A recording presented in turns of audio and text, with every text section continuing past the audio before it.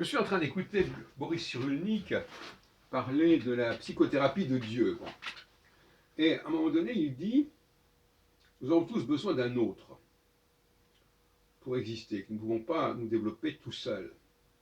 Mais ce qu'il oublie de dire, c'est que ce n'est pas n'importe quel autre. C'est un autre qui doit nous ressembler, et qui fait référence. On ne s'identifie pas à n'importe qui. Souvent, on pourrait aussi s'identifier à un chien, ou à un oiseau, ou à je ne sais quoi, un insecte. Il s'agit de s'identifier à quelqu'un que l'on perçoit comme identique, justement, qui est du même ordre que nous,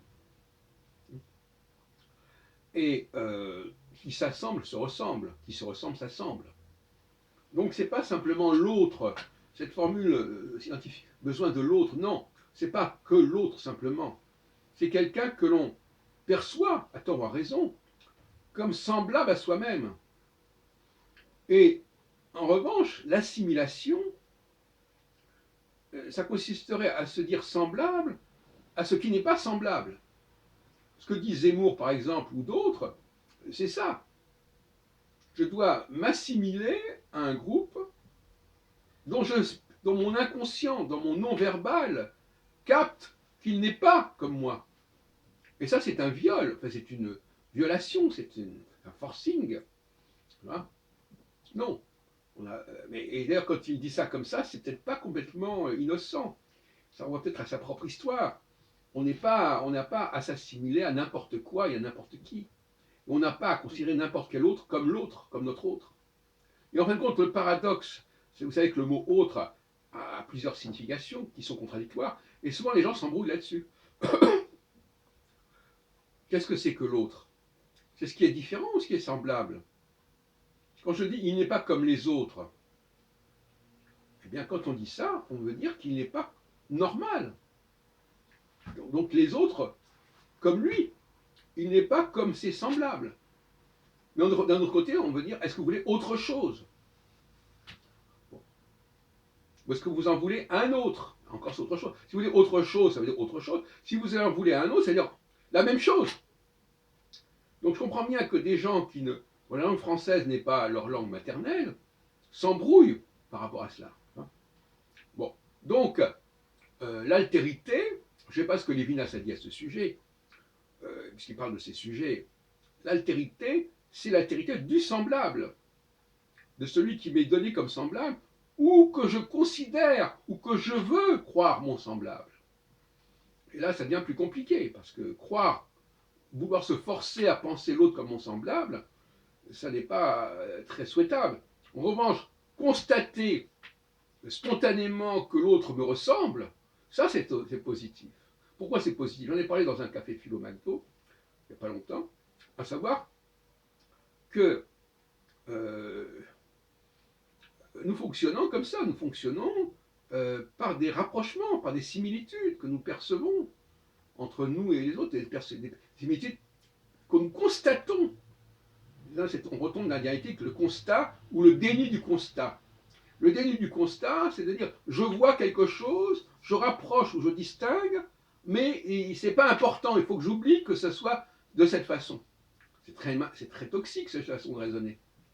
Donc, il faut quand même faire attention à ce qu'on dit. Hein. L'autre dont j'ai besoin, c'est quelqu'un qui me ressemble. Alors, qui me ressemble physiquement, qui me ressemble parce qu'il a la même façon de fonctionner, qui me ressemble parce qu'il a les mêmes habitudes, etc., etc. Et ça s'observe. Les gens sont quand même capables d'observer ce qui me ressemble et ce qui ne me ressemble pas, hein, d'une manière ou d'une autre. Mais quand on les oblige à avoir des similitudes là où il n'y en a pas, eh bien leur compas, leur boussole ne fonctionne plus. Ils sont égarés. Il est toujours peu souhaitable de sortir quelqu'un de son milieu, comme on dit. Au milieu, on est au milieu de quelque chose, on est au centre de quelque chose, on est entouré par quelque chose, par des gens. Et on voit bien, notamment dans nos cafés philo McDo, que les seules personnes qui sont un petit peu perturbées dans nos réunions, ce sont des étrangers, toujours. Ce sont des gens qui qui sont avec nous, qui sont là, mais qui sont, pas qui sont sortis de leur élément, qui sont sortis de leur milieu. Et ils sont à côté de la plaque. Ils interviennent de manière inadmissible, inacceptable, bizarre. Ils ne suivent pas, ils ne comprennent pas exactement ce qu'on fait. Ils interviennent à mal escient. Voilà, et ils le savent très bien. Et pourquoi est-ce qu'ils ne restent pas avec dans leur propre milieu? Ben voilà, c'est ça la question.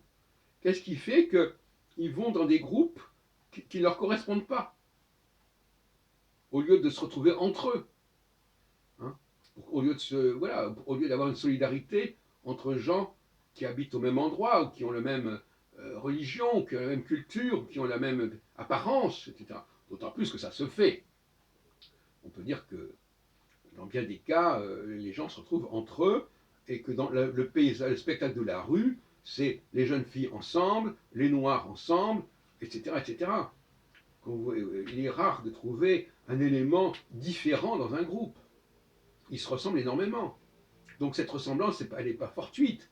Elle est voulue, en tout cas elle est recherchée, consciemment ou non. C'est ça, c'est l'autre qui me ressemble, qui me reflète, qui me fait miroir, en quelque sorte. Et qui montre ce que je peux devenir. Si c'est un autre plus âgé, eh bien ça me donne une perspective. Mais si j'ai l'autre qui n'est pas comme moi, il me donne une perspective qui ne correspond pas à ce que je suis.